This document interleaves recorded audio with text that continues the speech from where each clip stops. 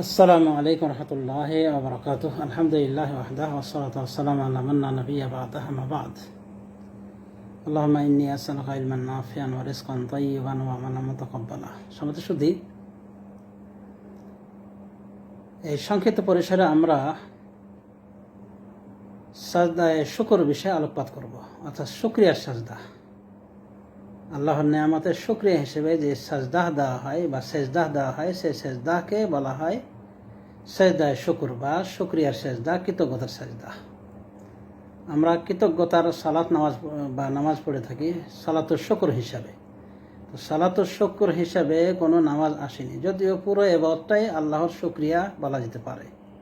কারণ রাসূলুল্লাহ সাল্লাল্লাহু আলাইহি ওয়াসাল্লাম রাতে দাঁড়িয়ে কিয়াম করতে গিয়ে, তাহাজ্জুদ পড়তে গিয়ে এতটাই লম্বা লম্বা করে কিয়াম, সুজুদ ইত্যাদি করতেন যে তার পা দুটি ফুলে যেত। রাসূলুল্লাহ সাল্লাল্লাহু আলাইহি ওয়াসাল্লামকে মা আয়েশা রাদিয়াল্লাহু আনহা যখন বলেছেন, ইয়া রাসূলুল্লাহ, আপনি এত সাধ্য সাধনা করছেন, অথচ আগের গুনাহ পরের গুনাহ আল্লাহ সব আপনার মাফ করে দিয়েছেন, তখন রাসূলুল্লাহ সাল্লাল্লাহু আলাইহি ওয়াসাল্লাম বলেছিলেন, আফালা আকুনু আবদান শাকুরা, আমি কি আল্লাহর শুকরগুজার বান্দা হব না? বুখারী শরীফের হাদিস থেকে আমরা জানতে পারলাম যে ইবাদত বন্দেগী সবগুলি আল্লাহর শুকরিয়া স্বরূপ। কিন্তু আমরা যে বিষয়টি আলোকপাত করব সেটি হলো বিশেষ শুকরিয়া, মানে সাজদার মাধ্যমে শুকরিয়া জ্ঞাপন করা। তো রাসূলুল্লাহ সাল্লাল্লাহু আলাইহি ওয়াসাল্লামের আদর্শ থেকে কোনো নতুন নেয়ামত আসলে তিনি সালাত আদায় করে শুকরিয়া করেননি, বরং তিনি শুধুমাত্র সাজদায়ে শুকর আদায় করেছেন, অর্থাৎ সাজদা দিতেন কোনো নেয়ামতের, নতুন কোনো নেয়ামতের সংবাদ শুনলে বা শুভ সংবাদ শুনলে।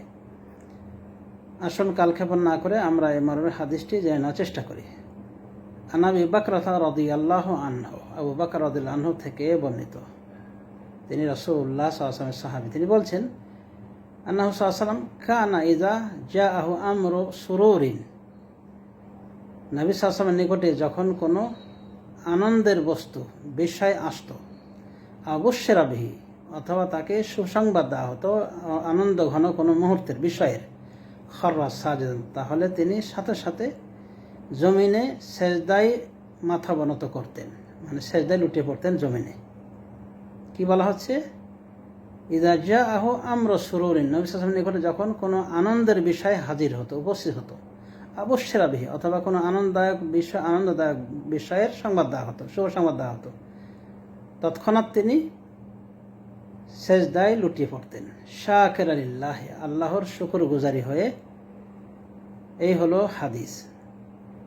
তাহলে আমরা বুঝতে পারছি এই হাদিস অনুযায়ী যে আমরা যদি কোনো আনন্দের বিষয় জানতে পারি, কোনো শুভ সংবাদ পাই আমাদের সাথে সংশ্লিষ্ট বা মুসলিমদের বৃহৎ স্বার্থের সাথে সংশ্লিষ্ট কোনো যদি সুসংবাদ আমরা পাই, তাহলে আমরা সাজদাহ দিতে পারি।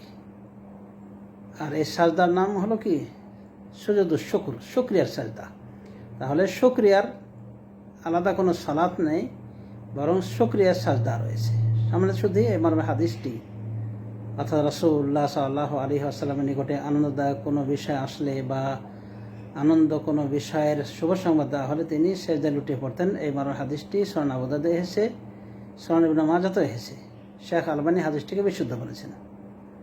দেখুন সহিহ আবু দাউদ, শেখ আলবানীর 2774, মানে 2774 নম্বর হাদিস। অনুভাবে সহিহ ইবনে মাজাহতেও তিনি এনেছেন হাদিসটিকে 1151 নম্বর হাদিস হিসাবে। তার মানে হাদিসটি বিশুদ্ধ।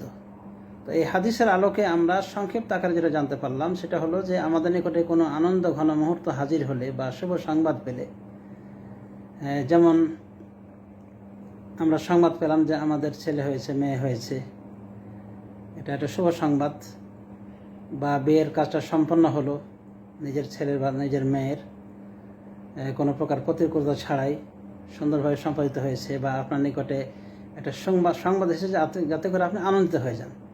যেমন আপনার ছেলে পাশ করেছে বা আপনি নিজেই পাশ করেছেন, একটা বিষয়ের প্রতীক্ষায় ছিলেন, রেজাল্ট কী হয় না হয় দ্বিধাদ্বন্দ্বে ছিলেন, ভালো খবর পেলেন আপনি,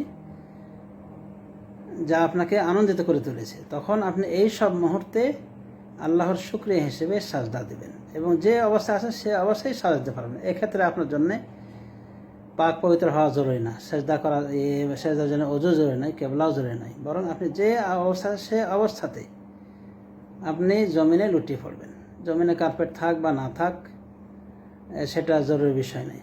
আপনার উচিত শুভ সংবাদ শোনার মুহূর্তেই সাজদায়ে শুকর আদায় করা বা শুকরিয়া সেজদা আল্লাহর দরবারে নিবেদন করা।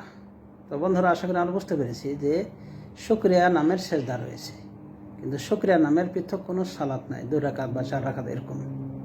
তবে পুরো ইবাদতটাই মুমিনের আল্লাহর শুকরিয়া স্বরূপ। যদিও আল্লাহর নেয়ামত অসংখ্য এবং এগুলি কোনো একটি নেয়ামতেরও আমরা যথাযথ শুকরিয়া আদায় করতে পারবো না, তবুও একটা ফর্মুলা আমরা রাসূলুল্লাহ সাল্লাল্লাহু আলাইহি ওয়াসাল্লামের হাদিসে জানতে পারলাম যে নতুন কোনো নেয়ামত আমরা পেলে বা নতুন কোনো আনন্দ ঘন মুহূর্তে আমাদের নিকটে হাজির হলে তখন আমরা কি সাজদায়ে শুকর আদায় করব। অনুরূপভাবে এমন কিছু হয়েছে যে আপনি একটা বিপদের আশঙ্কা করছেন, কিন্তু বিপদটা কেটে গিয়েছে, বিপদটা আপনার থেকে কেটে গিয়েছে, ওই বিপদ আপনাকে পায়নি। যেমন গাড়ি অ্যাক্সিডেন্ট করেছেন, মরে যাওয়ার কথা ছিল অ্যাক্সিডেন্টে যেভাবে হয়েছিল, কিন্তু এরপর আপনি বেঁচে গিয়েছেন, বা হালকা কিছু জখম হয়েছে কিন্তু আপনি প্রাণে বেঁচে গিয়েছেন। আপনি সেই মুহূর্ত সেজদায়ে শুকর আদায় করতে পারেন যে আল্লাহ ইচ্ছা করলে বড় কিছু আপনার উপরে ঘটাতে পারতেন, কিন্তু আল্লাহ আপনাকে রক্ষা করেছেন। তো এইভাবে এই সাজদায়ে শুকর আমরা আদায় করতে পারি। আল্লাহ রাব্বুল আলামিন আমাদের সবাইকে কোরআন সুন্নাহে জ্ঞান দান করুন এবং এই কোরআন সুন্নাহ মোতাবেক আমাদেরকে পরিচিত হওয়া তৌফিক দান করুন সালাফে সালেহীন মানহাজ অনুযায়ী।